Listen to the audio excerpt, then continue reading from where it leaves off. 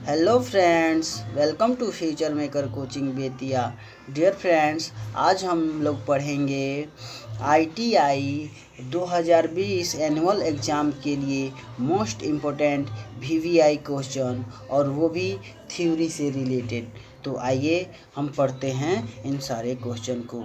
तो देखिए dear students, ये होता है मैकेनिकल इफिशिएंसी निकालने का फार्मूला। उसके बाद इसे प्रतिशत में व्यक्त किया जाता है। और देखिए इसे के ऑब्जेक्टिव क्वेश्चन हम लोग जानेंगे। पहला क्वेश्चन है, कौन सा रासायनिक खतरा है। तो देखिए इसमें से कौन सा रासायनिक खतरा है, तो विस्फोटक। ध्यान दीजिएगा, विस्फोटक जितने होते हैं वो रासायनिक खतरा ही हैं। उसके बाद क्वेश्चन नंबर 2 है, किस प्रकार के व्यावसायिक स्वास्थ्य खतरे में विषाक्त शामिल होता है। तो विषाक्त किस में शामिल होगा जी, रासायनिक खतरों में। यही रासायनिक खतरों जो खतरा होता है उसमें विषाक्त शामिल होता है। ठीक है, और रासायनिक खतरा में क्या आता है, विस्फोटक। ठीक है, याद रखिएगा। चलिए अगला क्वेश्चन देखते हैं। क्वेश्चन नंबर 3, अधिभोग स्वास्थ्य और सुरक्षा का मकसद क्या है। तो ध्यान दीजिएगा, अधिभोग स्वास्थ्य और सुरक्षा का मकसद है अनुपस्थिति को कम करना। क्या करना, अनुपस्थिति को कम करना। अगला क्वेश्चन देखेंगे, वर्कशॉप में किस प्रकार की सुरक्षा जूते पहनने को कवर करती है। तो व्यक्तिगत सुरक्षा। ठीक है, वर्कशॉप में जूता पहनने का मेन मकसद होता है कि उस व्यक्ति को सुरक्षा प्रदान हो। तो इससे क्या होता है, व्यक्तिगत सुरक्षा होती है। चलिए क्वेश्चन नंबर 5 देखते हैं। आइए देखते हैं, व्यावसायिक यांत्रिक खतरा कौन सा है। तो गैर पंजीकृत मशीनरी। ध्यान दीजिएगा, व्यावसायिक यांत्रिक खतरा कौन सा है, तो गैर पंजीकृत मशीनरी।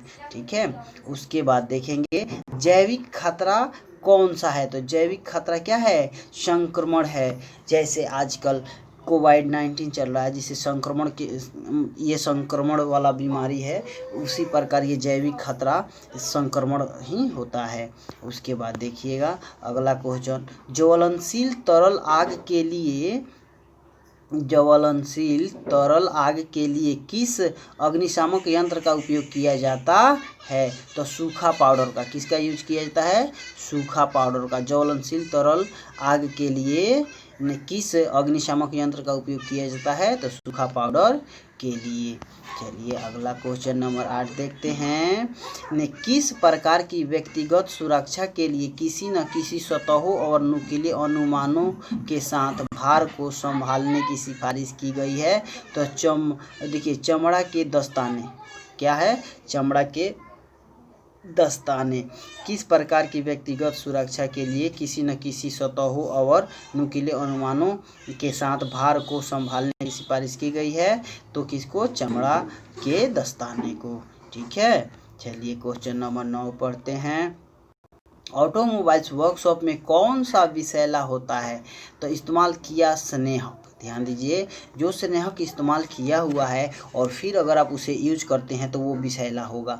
ठीक है, वो फिर हानिकारक होगा। या जो निकाला हुआ है वर्कशॉप में, ऑटोमोबाइल्स वर्कशॉप में कौन सा विषैला होता है, तो जो उसमें से स्नेहक इस्तेमाल करके निकाला होता है वो क्या होता है, वो ये आपको विषैला होता है। चलिए अगला क्वेश्चन देखते हैं, जो मानव स्वास्थ्य के लिए हानिकारक है। तो वो क्या है, कार्बन मोनोऑक्साइड। वैसे तो मानव स्वास्थ्य के लिए बहुत सारे ऐसे चीज़ हैं जो हानिकारक है, लेकिन इस क्वेश्चन में जो पूछ रहा है मानव स्वास्थ्य के लिए हानिकारक कौन सा है, तो इसमें आपको ऑप्शन दिया होगा, उस ऑप्शन से आप टिक लगा सकते हैं। ये क्या है, कार्बन मोनोऑक्साइड। चलिए क्वेश्चन नंबर 11 पढ़ते हैं, मानव स्वास्थ्य के लिए कौन सी गैस हानिकारक है। देखिए मानव स्वास्थ्य के लिए इसके पहले भी कार्बन मोनोऑक्साइड था, और इसमें भी, इस क्वेश्चन में भी आपको ऑप्शन वही था। तो ये मानव के लिए सबसे खतरनाक है। क्या है, मानव के लिए सबसे खतरनाक है कार्बन मोनोऑक्साइड। क्या है, कार्बन मोनोऑक्साइड। तो ये हो गया मानव स्वास्थ्य के लिए कौन सी गैस हानिकारक है। तो इसमें भी आप ऑप्शन के अनुसार मार सकते हैं कार्बन मोनोऑक्साइड। चलिए क्वेश्चन नंबर 12 देखते हैं। कार्यशाला में वायु जनित धूल का क्या प्रभाव है। तो देखिए गले में तकलीफ, देखिए कार्यशाला में वायु जनित धूल का क्या प्रभाव पड़ता है, तो गले में तकलीफ होने लगती है। ठीक है, आइए अगला क्वेश्चन नंबर 13 देखते हैं। किस दूरी को वाहन का पहिया आधार कहा जाता है। ठीक है, किस दूरी को वाहन का पहिया आधार कहा जाता है। तो देखिए आगे और पीछे के पहिए के बीच की दूरी को दूरी के लिए केंद्र। ठीक है, तो यही है आगे और पीछे के पहिए के बीच की दूरी के लिए केंद्र, इसी को क्या कहा जाता है, पहिया आधार कहा जाता है, वाहन का पहिया आधार। ठीक है, उसके बाद क्वेश्चन नंबर 14, आइए क्वेश्चन नंबर 14 देखते हैं। शरीर के किस हिस्से से गहरा खून बह रहा है इसे गंभीर माना जाता है और पेशेवर ध्यान देने की ज़रूरत है।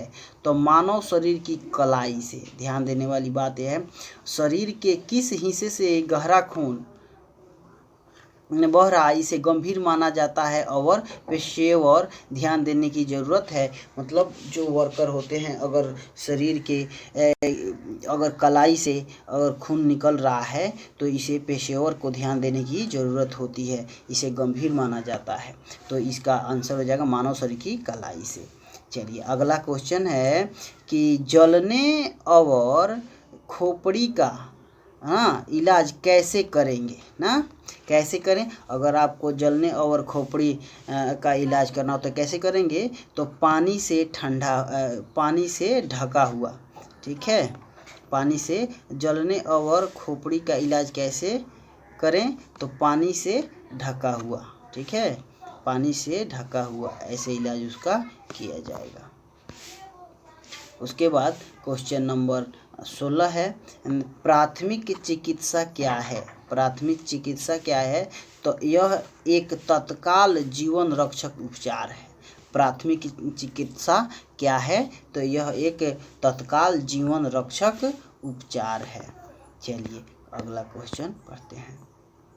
अगला क्वेश्चन है, यदि कोई बिजली का झटका पीड़ित कंडक्टर से अपनी पकड़ छोड़ने में असमर्थ है तो आप क्या करेंगे। तो देखिए, अगर कोई व्यक्ति उसको बिजली का झटका लगा हुआ है और वो बिजली से संपर्क में है तो और उसे छुड़ाने में वो असमर्थ है तो आप क्या करेंगे। तो देखिए इसका आंसर हो जाएगा सुनिश्चित करें कि बिजली बंद है।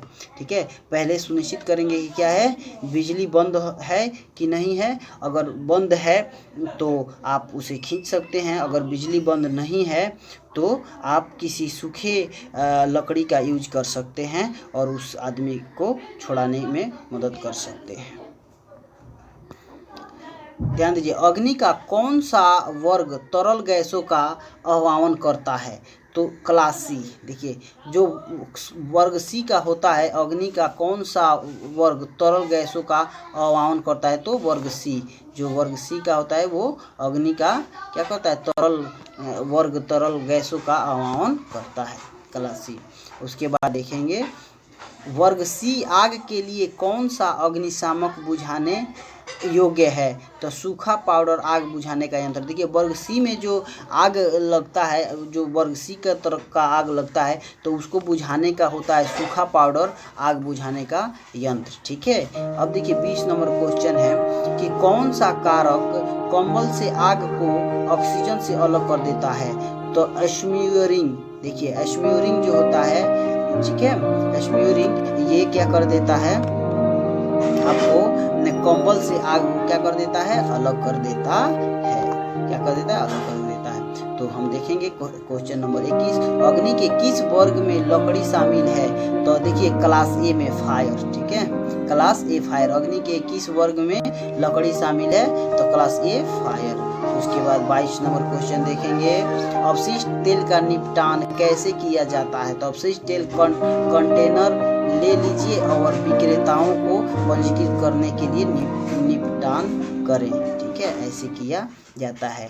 तो आशा करता हूँ ये वीडियो आपको पसंद आया होगा और ये हमारे लिए बहुत ही यूजफुल है। तो इसीलिए आपके लिए मैं छोटा छोटा वीडियो बना रहा हूँ ताकि आप अपना रिवीजन करते रहें और अपने नॉलेज को बढ़ाएं और अपने एग्ज़ाम की, फाइनल एग्ज़ाम की बढ़िया से तैयारी करें। आशा करता हूँ कि आप सेफ हैं, सुरक्षित हैं और मेरे वीडियो को देखते रहिए। अगर आप मेरे वीडियो चैनल पे नए हैं तो मेरे यूट्यूब चैनल फ्यूचर मेकर को सब्सक्राइब कीजिए।